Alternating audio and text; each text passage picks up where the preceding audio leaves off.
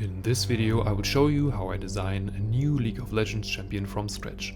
About 4 months ago I asked you what kind of new character would be cool to see in League of Legends.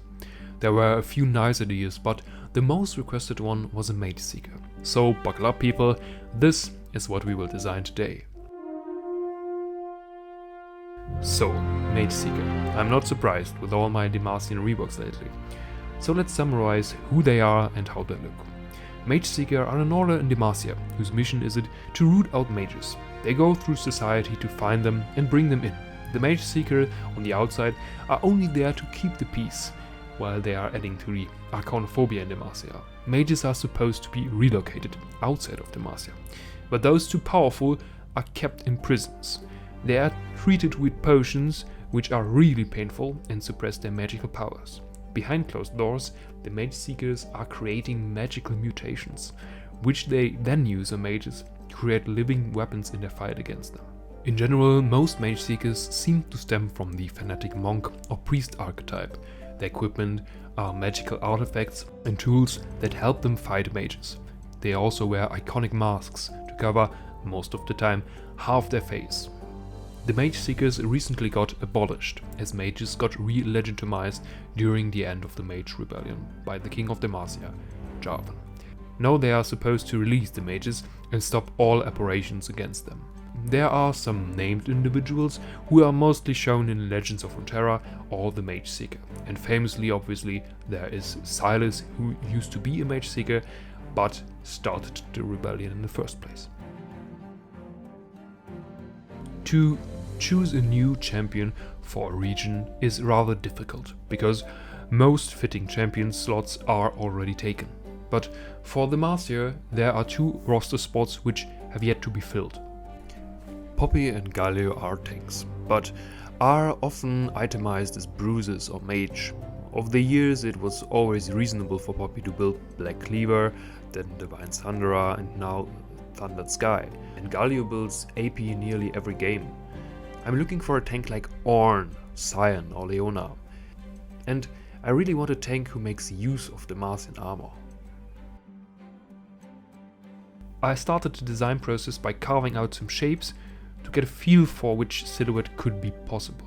I tried big arms, a big someone who is basically ball, very long cloaks who gives the figure a hero status, someone who has a regal look, or someone with boosters on his back. And lastly, I tried a guy who had no head, and I started to enjoy the idea of a character who gets so dehumanized by his armor that he has a unique shape, even for League standards. As a weapon, I wanted to give him a Morning Star, because unless you count Sejuani's flail, this weapon is not yet implemented.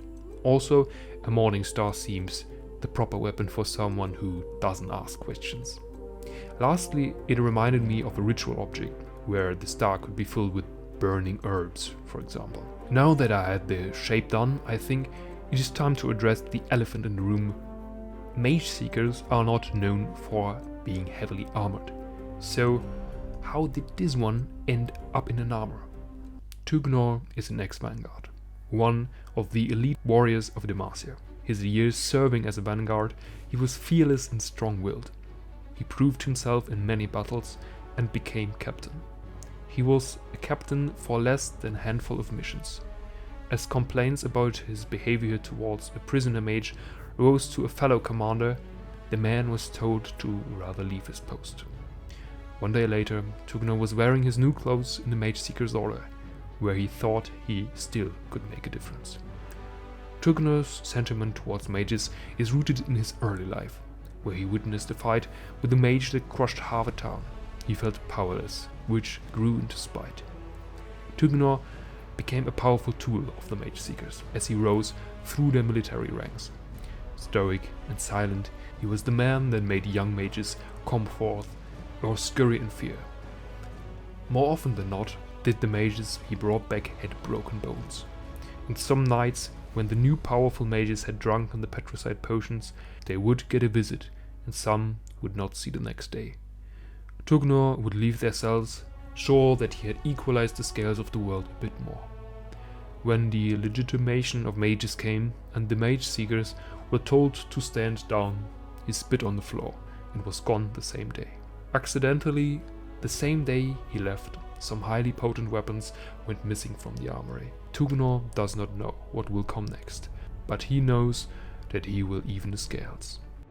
What you have probably seen is that I tried to make his armor a bit more interactive, which means that once he gets out of combat, his visor opens and you can see his face. But then when he enters combat, it all goes down and he becomes this massive tank. Also, I gave him this scar over his face and the blind eye to symbolize the trauma he received in his early age.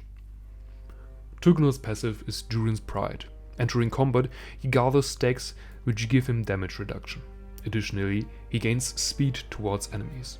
This ability lets him get countered by champions like Fiora and Camille, who can go for short trades, but he excels in late game teamfights. Visually, his armor starts to glow blue at several places, to create the feeling of absorbed magic.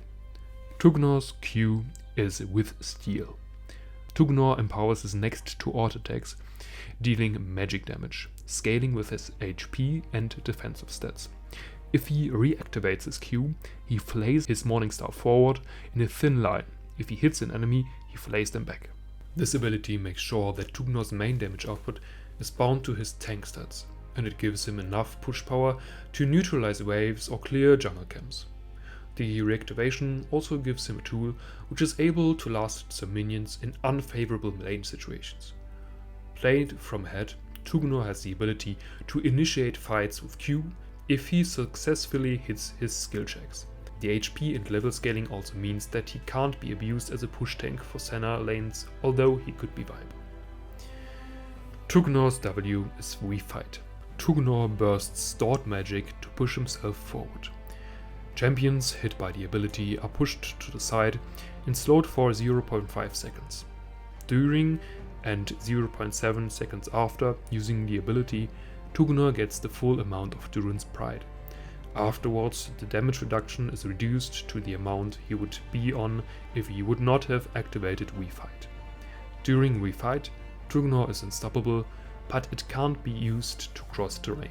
Tugnor himself is the engage. Refight gives him a chance to position himself aggressively as well as to tank some major engage spells. The damage scaling also scales with levels, which again prevents him from being overwhelming in support. Tugnor's E is to shatter. Tugnor smashes the ground before him. People in the area of the impact are knocked up and small terrain is destroyed for a short period of time. Champions hit by the rippled area behind this are slowed and get physical damage. Tugnor's E should be the one-point wonder. It's for escaping situations and making some nice plays around alcoves or crossing the jungle more easily.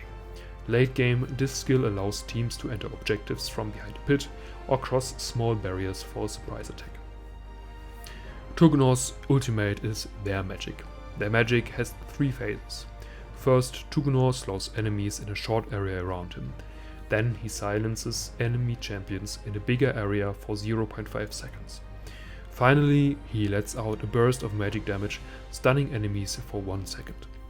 Tugnor's ultimate is an absolute teamfight also. It is crucial for him to stay in battle to get the full effect of the 3 phases. These are divided by a short period where enemies are not CC'd. This means Tugnor has to use his other abilities to keep them inside. His W gives him the ability to buffer abilities like Keeper's Verdict or Cassandra R or Mordecai's R, but this is a skill matchup, you will not always win it. Fun fact, if you add the ability names, you get a sentence. With Steel we fight, to shatter their magic. In nearly every combination, the meaning stays the same. This champion should mainly be played top lane, but he could also find a home support or jungle. I do think that his HP and defensive scaling make him somewhat skewed to top lane, because his passive needs to stack, which makes him more squishy in roles where his items don't give him the time to power through. My thought was, how would Tugnor see himself? In his short bio, I already explained why he thinks that what he does is right. This became the point from where I started building the painting. Tugnor, at this point, has left the Mageseeker quarters. He has started to build a small group of devoted Mageseekers and Arcanophobes who stuck to the old rules. This picture shows him returning from a night of work. He is welcomed by his like-minded like a hero. On the second glance, you can see that he actually has been destroying a whole city of mages in Demacia. And this is Tugnor, ex-Vanguard and Fanatic, a new and real villain for Demacia, and a counter-movement to Sylas and Lux approach for a new Demacia. This country right now seems to be pretty solved after the Mageseeker game, and this is why I wanted to give the region a more realistic spin to the change of power going on in the region. Now tell me, how would you have designed him? What do you like and what do you dislike? And most importantly, which new champions or redesigns you need to see next? But before I send you off, just next week there will be another Mageseeker champion. Because there is still a role missing from the Demacia roster. And where our tin can man can fend off armies of mages, this one tends to lend him a hand in his endeavors. Don't forget to like and subscribe, or I will send the Mageseekers to get you. This was Arthis, and I see you in the next video.